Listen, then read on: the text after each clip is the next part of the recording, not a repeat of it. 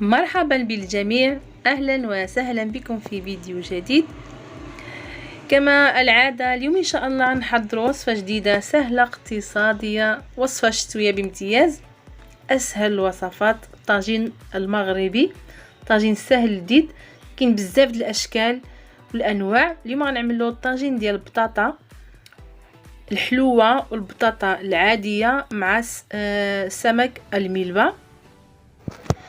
غنحتاجو 4 أو 5 فصوص ثوم مهروس، مقدونس وكزبرة قليل، يعني ملعقة صغيرة. نضيف ملعقة صغيرة توابل السمك، العطرية ديال الحوت إذا كانت موجودة، ما كانتش بلاش.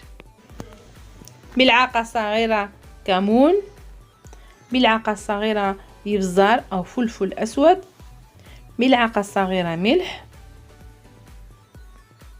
نضيف ملعقة كبيرة خل أو عصير حمضة، عصير ليمونة. نضيف ملعقتين كبيرتين زيت زيتون، زيت البلدية. حركوا جيدا. من بعد غادي نخلطوا هاد الشرميله، هي اللي غادي نشرملو بها الحوت او السمك اللي عندي سمك الملبى منقي قطعته دوائر. هنا غادي نتبلو السمك في هاد التتبيله او في هاد الشرموله، غنشرملو مزيان وغنحتفظوا بهم جانبا، وندوزو باش نوجدوا المرحله المواليه. والطبخ المغربي متنوع، يعني الطواجن تبارك الله كاين الاف الطواجن، يعني بالطريقه اللي بغيتي. اليوم انا يعني غادي نعمل بطاطا حلوه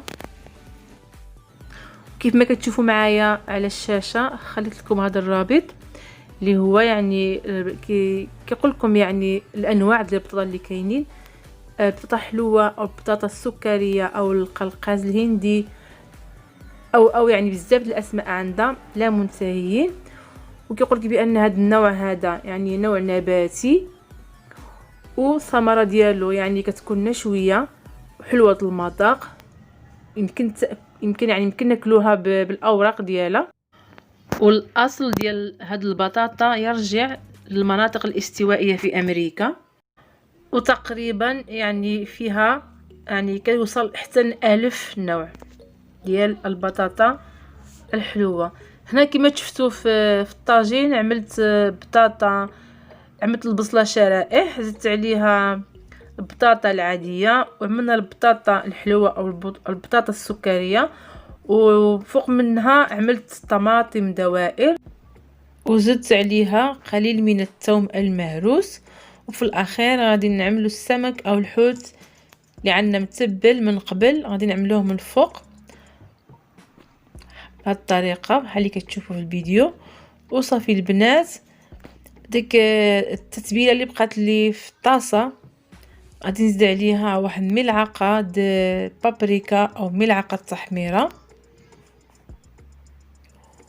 وغنزيد عليها واحد شويه ديال الماء ونخلطوها مزيان ونفرغوها فوق الطاجين او فوق الحوت اللي عندنا. تنكملوها يعني كامله وصافي. غادي نزيد واحد شويه ديال الماء باش نمرقوا الطاجين ونغطيوه يعني بالغطايه ونعملوه فوق النار حتى يطيب. وصافي البنات، هذه الوصفه اليوم كنتمنى تكون عجبتكم. واللي عجب الفيديو اليوم ما تنسانيش من لايك ودي كومونتير.